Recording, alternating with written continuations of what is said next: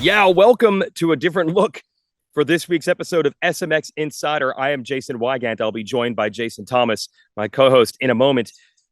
We already finished this week's show. We were already on the road to RedBud and round 23 of the Super Motocross World Championship and Pro Motocross. We're in the hinterlands. We're ready for a beautiful July 4th weekend in the woods of Michigan. And then news broke. Shocking news. Jett Lawrence is out for the rest of the Pro Motocross Championship. Yes, the defending 450 Pro Motocross champ crashed on Tuesday, hurt his thumb, didn't think it was that bad, tried to ride on Wednesday and realized he might have a problem, and then x-rays indicated he has a UCL, that is a ligament UCL injury in his thumb. Now, the good news is on July 4th, that's today, Jett is headed to the Stedman Clinic in Colorado to get surgery to repair that ligament. And the hope is that he can return for the SMX playoffs and World Championship when they begin September 7th at ZMAX Dragway, Charlotte Motor Speedway in Concord, North Carolina. But for the rest of the Pro Motocross campaign, wow, things are going to look a lot different. It now appears to be a Hunter Lawrence versus Chase Sexton duel for the title. But don't count out anyone else because once again, we've been reminded that anything can happen. 30-second board time. Hot topics in the sport. This one goes back to Southwick. So having James Stewart back at the races, it was funny. He was joking around saying it's like Bigfoot sightings. Every time a fan glances and realizes, that's James Stewart in the flesh. Wow. He gets bombarded. I've had to play security guard a couple times. But this one I said, look, man, other side of the fence, this fan is an unbelievable replica bike of yours. Do you want to check it out? And he said, absolutely. James thought it was going to be a toy motorcycle. No, this was a KX80 like he raced back in the late 90s. This looked unbelievable, and even he was pretty darn impressed with it.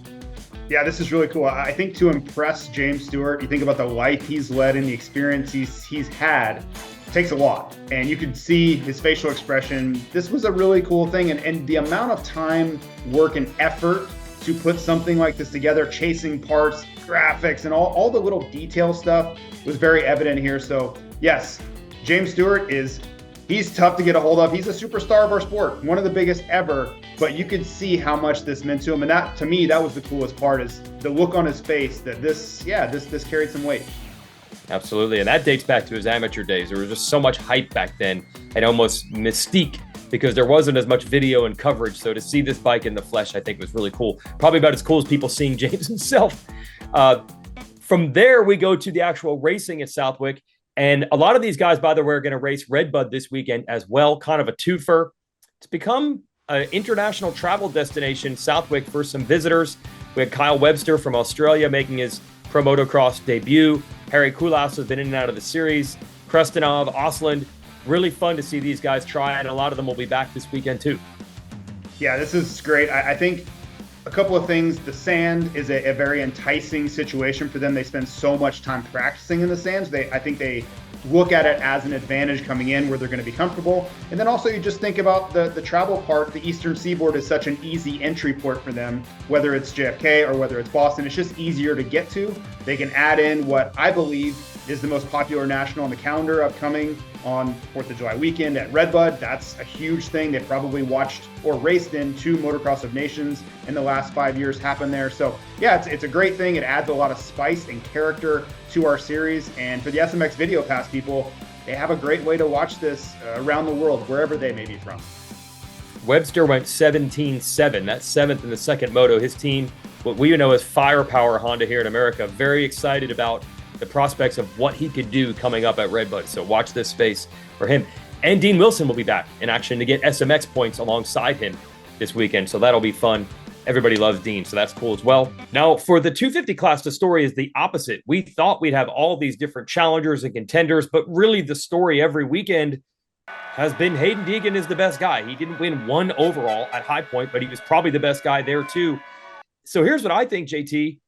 Every fan has been dreaming of this, what if Deegan and the Lawrence brothers meet their full potential and battle each other somewhere down the road? I think it was too early for people like us to really discuss this publicly, but I think we're getting there now, where the battle of the future is just as important as what could be coming right now every weekend in the 250 class.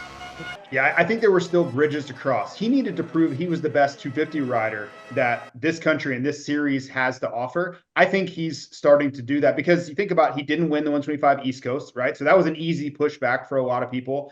But now he's kind of bested everyone on every terrain in this Pro Motocross series. And it looks like he's going to be the favorite going into the Super Motocross World Playoffs this September. So I think the conversation is valid now. Now, if you want to say he's too young, he's not ready, he's not going to be battling Jett Lawrence yet, okay. The point is, I think the conversation is going to ramp from here, and it's very hard to push back that on anyone that says we're not going to see a collision course between these two riders in 2026. I do want to talk about the other 250 riders. What is interesting is that Deegan is dominant, but the races are actually really close. These last couple motos, 3 out of the last 4, have been nail-biting, unbelievable, classic duels. Yeah, he hasn't been running away with races, and that's to his own detriment, right? He's making mistakes. He's creating those situations for starts, crashes, but that's okay. For us, for fans, this is incredible. And I think it's giving Haiden Deegan a window to show his fitness, his grit, his determination, all the things that everybody would have ever questioned about him before he turned professional. I think he's proving all of those to a T. And I would include myself in that. If I ever had a doubt about whether he would be able to make it at this level and go toe-to-toe with the best guys, the most mentally tough riders in the sport, I think he's proving right now that outside of all the show and outside of the YouTube and outside of everything else he has going on around him, there's a very determined, very tough individual inside Haiden Deegan. Tough were some of the rule calls that happened over the weekend at Southwick. Now, they do sound testing at every race, but it was odd. We saw more sound test violations.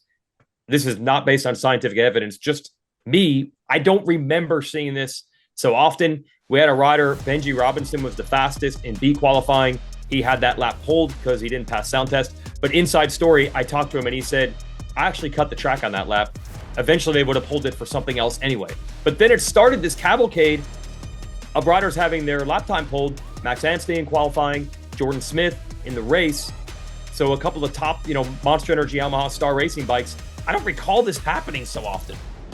Yeah, it is a unique thing. And you don't really know all the things behind the scenes. We're going to get more information on this, but I do know some of the variables that can happen. That cloud cover creates a little bit more dense air. If it's very humid, that can affect things. But I think there's also a side to it that the teams are right on the limit. And when you are willing to sit right on the limit, guess what happens? Sometimes you go over the limit when variables like this pop up. The bike's hotter, the air's more humid, maybe the packing gets burnt quicker at a track like Southwick because of the load on the motorcycle. All those things can have an impact, and that margin for error, if you don't have any, that's where you can get into trouble. Yeah, it's worth reminding people that you can't just say bolt on a muffler and say it's always going to be this sound every time. Weather affects it. Like you said, other variances within the engine affect it.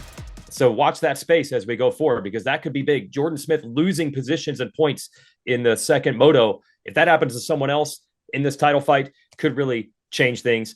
Now let's go to the 450 class. And we've talked so much about Jett Lawrence in this show, but I'll be honest, what's making these races so compelling is Chase Sexton, the feast and famine. Every week we're getting one moto where it's like, okay, he doesn't have it. And then we have another moto where it's like, he's the best rider in the world. I can't remember the last time I've seen something this dynamic in one race day, and it's happened multiple times. Yeah, there's a lot to unpack there. Certainly much more than we'd have time for in this show to go through every single rider. But I think to your point on Sexton, he's relying on his fitness. Even in the motos where he's not his best, even if he drops back, I think he was 13 seconds down at one point. Him being the fittest rider in the class is giving him a little bit of wiggle room there. If he drops back, if he can find his best form late, you can make up huge time gaps very, very quickly, especially on a racetrack as taxing as Southwick was. And this leads to these phenomenal points scenarios in the 450 class. 3 riders separated by 3 points, Hunter and Jett Lawrence and Chase Sexton going into RedBud. This is fantastic. Yeah, I don't think anybody saw this coming, and I've really been trying to lean into that on the broadcast on the weekend.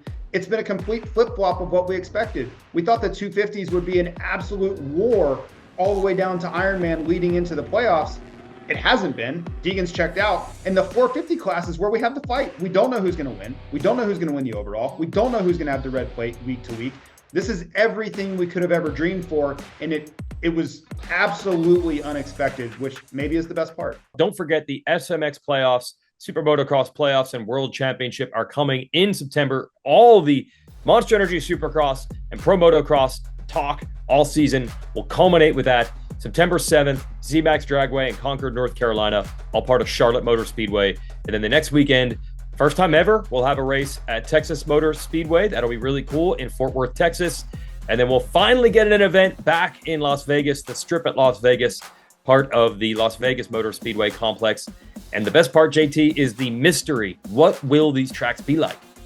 Yeah, and I think the riders are asking themselves that as well, because they were no doubt surprised when they showed up at Charlotte last year. It was the talk all day long is about how wrong everybody was about what to expect. So let's hope there are a few surprises, and I'm sure we'll get conversations with Mike Muley down the road about these track maps and the thought process. But yeah, it's going to be a great second season of those playoff rounds. So we go into the 250 points for SMX. Deegan has now taken the lead. Levi Kitchen and RJ Hampshire had the most points out of Monster Energy Supercross. Hampshire's been out for a while. I don't know when we're going to get him back. Deegan is pulling away up front. I'm going to throw a name at you here, JT. Look who's starting to come around. Joe Shimoda moving up the charts both in SMX points. Finally got a moto win at Southwick. Look at this. Later in the season, Shimoda's coming on. Yeah, it's about that time. It's Shimoda time, as some would say, but being, honest, he's riding incredibly well, and he would tell you he rides the same all the time. That's his standard answer. The data doesn't support that, though. The interesting thing about this weekend is I believe had he not crashed on the first lap of the first moto, it would have been a great overall weekend for him, maybe even enough to grab him the overall win or at least be on the podium, higher up on the podium. He was riding incredibly well. This is a track that he won at, a moto at Southwick in 2023. He follows it up in 2024. And now everybody's going to have Joe in the back of their mind. Championship-wise, too much damage done. But week to week, this is a guy that could be on the podium all the way out from here. And the reason we bring that up is he did carry that late Pro Motocross momentum into the SMX races last year, and he and Deegan went right down to the wire fighting for it. That could still be in play in 2025 as well. We look at the 450 SMX points. No surprise to see Jett Lawrence out front because he had a big point lead left over from Monster Energy Supercross and is right in the Pro Motocross fight. We'll see how the rest of this turns out. It's kind of funny to still see a name like Cooper Webb in the top 10. And I believe Monster Yamaha Star Racing saying Eli Tomac might be back by Budds Creek. So this will shake things up a bit.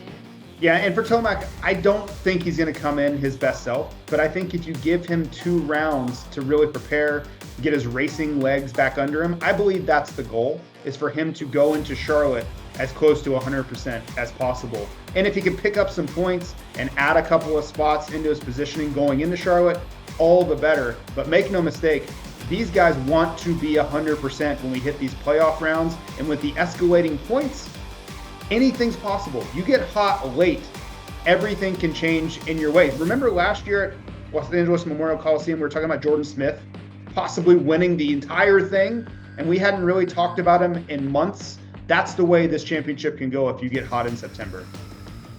Gotta wonder what Eli Tomac was thinking when he saw Jett Lawrence go down at Hangtown and thinking, if I were out there right now. But that kind of thing can happen in the playoffs as well. And the riders fighting to get in. The bubble battle to get into that top 20 last year in the 450s was so compelling, and it's shaping up that way again. We'll look at 17 to 23. Justin Hill, credit to him, getting a couple Pro Motocross rounds in, which he normally doesn't do, to try to solidify a spot. Our broadcast colleague, Adam Cianciarulo, is still in the top 20, but he's done racing, so he's probably going to get pushed back out. A couple other names to mention, JT, that are outside this list. Marshall Welton has been pretty solid in Pro Motocross in a 450. And we hear Colt Nichols, who has parted with the Beta team, will probably race some Pro Motocross with Twisted Tea, HEP Suzuki. He's 25th. Can Colt Nichols pull a Colt Nichols like he did last year? Yeah, there's no time to waste. You think about Washougal last year and the links that Colt Nichols went to make these races. I think he's probably trying to hurry the process along to hit the track so it doesn't put so much pressure on him to perform late in the series. But that was such a learning experience for everybody last year. Now there's no excuses. You know what it's going to take. You have a range thanks to the SMX facts of exactly kind of where you need to be when that final moto, the checkered flag flies at Ironman. So everybody's on a race against the clock right now. Yep. Like we said, we got Dean Wilson back at RedBud. That's not happening without SMX playoffs and World Championship as the dangling carrot. Let's tell you how to watch one more time as we go to RedBud. This is so fun. It's July 4th. Huge crowd, perfect weather, massive jumps, great track. It's going to be so cool. We'll mention the broadcast details again, but as a fan, if you want to come in person, this is a great one. Yeah, it's awesome. Venture to Lot B at your own risk, right? But everything else about the weekend is top-notch, A+, celebrating America's birthday. I think if you've been looking at these Motocross of Nations events over the last several years and being like, I need to make it there, why not? You could start driving from literally anywhere in America right now and still be there by the weekend. So we hope to see you all there. And again, here is the schedule. Race day live, 10 a.m. qualifying coverage presented by motorsport.com. Peacock and the SMX Video Pass are the way to watch all of it, including the racing that starts at 1 Eastern. We have a halftime show, we have a post-race show, several hours of coverage on Saturday afternoon. But in addition, this weekend, NBC, that live window, 2 o'clock, that'll be the first 450 moto. It's always great to get more eyeballs on the sport. Tell your friends and family, if they're not usual Peacock watchers, to utilize this to look in on the sport. And we'll have uninterrupted action during the commercial breaks. It'll be pretty neat to incorporate into that program. So that's how to watch this weekend. Hi folks, Lee Diffie from NBC Sports here. If you truly enjoyed what you just watched, you can get more news, interviews, and highlights by subscribing to the Motorsports on NBC YouTube page. You can get it all, so go for it.